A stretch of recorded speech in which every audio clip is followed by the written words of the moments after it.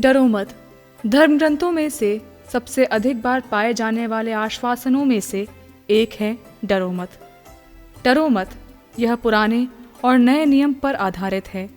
मूसा के साथ वाचा बांधने से पहले यहोवा ने उससे कहा, डरो मत। देवदूत गैब्रियल भयभीत डैनियल से कहता है, डरो मत। एक देवदूत यूहन्ना बपतिस्ता के पिता जकारिया से कहता है, डरो मत। गब्रियल ने मरियम से कहा, डरो मत। चरवाहे अपने चारों ओर चमकती ईश्वर की महिमा से चौंक गए, लेकिन स्वर्गदूतों ने उनसे कहा, डरो मत। यीशु ने पेतरुस से कहा, डरो मत।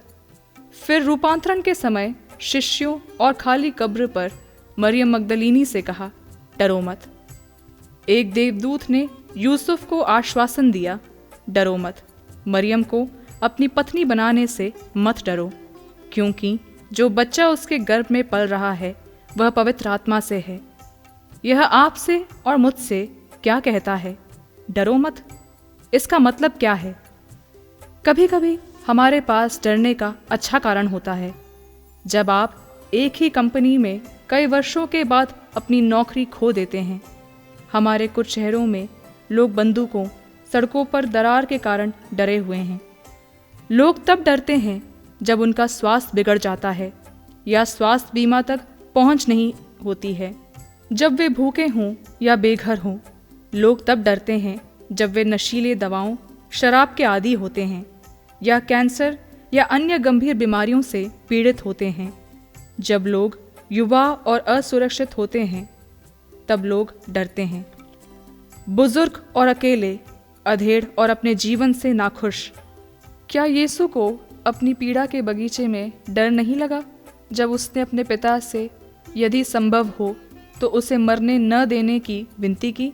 हम ईश्वर के डरो मत को कैसे समझें? सिक्के का सकारात्मक पक्ष क्या है? ईसायास नबी हमें एक संकेत देता है, प्रभु तुम्हें एक संकेत देगा। एक कुंवारी गर्भवती होगी और उसके बेटे को जन्म देगी और उसका नाम इमैनुएल रखेगी, जिसका अर्थ है कि ईश्वर हमारे साथ है। यहाँ हमारे मांस और रक्त में ईश्वर है। जैसे हम चलते हैं वैसे ही ईश्वर चलते हैं। हम जैसे भूखे हैं वैसे ही थके हुए हैं। ईश्वर एक स्पर्श से मानव बीमारी को ठीक कर रहे हैं। निराश दिलों में साहस पैदा करना और फिर भी इस ईश्वर को एक चुंबन के साथ धोखा दिया जाएगा।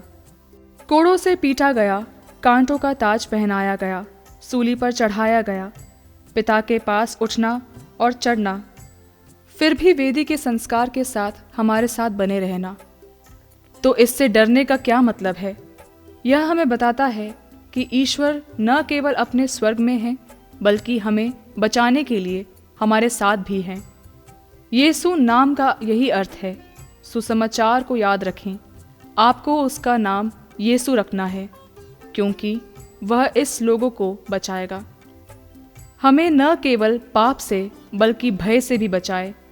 न तो ईश्वर और न ही ईश्वर के देवदूत मनोचिकित्सक की भूमिका निभा रहे हैं जब वे कहते हैं, डरो मत। भय को दूर करने के लिए सुसमाचार कोई लघु पाठ्यक्रम चिकित्सा नहीं है। जीवन में एक निश्चित मात्रा में डर होना चाहिए। लाल बत्ती से गुजरने का डर, बच्चे को कार चलाने देने का डर। सुसमाचार उन भयों के बारे में चिंतित है जो हमें पुंग बना देते हैं और ईश्वर के साथ हमारी एकता को नष्ट कर देते हैं। वह डर जो हमें ईश्वर पर भरोसा करने से रोकता है।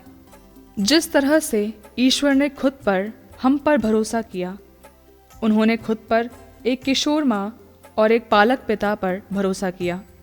उन्होंने खुद पर 12 दोस्तों पर भरोसा किया। उसने स्वयं को अपनी ही रचना के लोगों पर भरोसा किया जिन्होंने उसे क्रूस पर चढ़ाया, और वह अभी भी हम पर भरोसा करता है जब वह हमारे हाथों या हमारी जीभ पर आराम करते हुए हमारे पास आता है। बस हमारे दिलों में, हमारे जीवन में आने की अनुमति देने के लिए कह रहे हैं। क्रिसमस पर हमारे मन में ईश्वर की ओर से हमारे साथ रहने और हमारा हिस्सा बनने की एक इच्छा होती है। हमारी मानवीय स्थिति का हिस्सा बनने के लिए, हमारे नुकसान का हिस्सा बनने के लिए।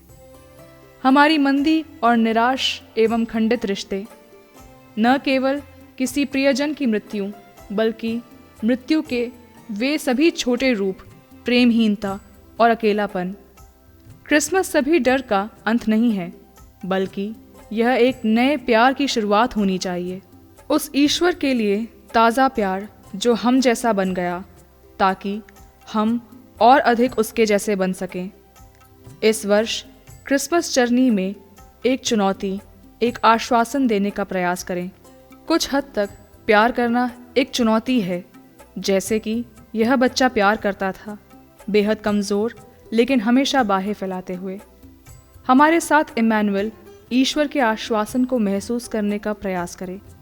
क्रिसमस स्वचालित रूप से डर को दूर नहीं करता है।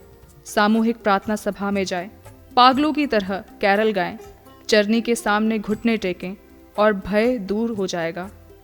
सारी समस्याएं गायब हो जाती हैं। ऐसा हो भी सकता है और नहीं भी, लेकिन सामूहिक रूप से होना, अपने ईश्वर को प्राप्त करना। चरनी के सामने घुटने टेकने से आपको पता चलना चाहिए, आपको यह महसूस होना चाहिए कि ईश्वर आपके साथ है। ईश्वर से प्यार करो, इसलिए डरो मत, क्योंकि तुम्हारे लिए एक उद्धारकर्ता पैदा हुआ है और उसका नाम इमैनुअल होगा, जिसका अर्थ है ईश्वर हमारे साथ है।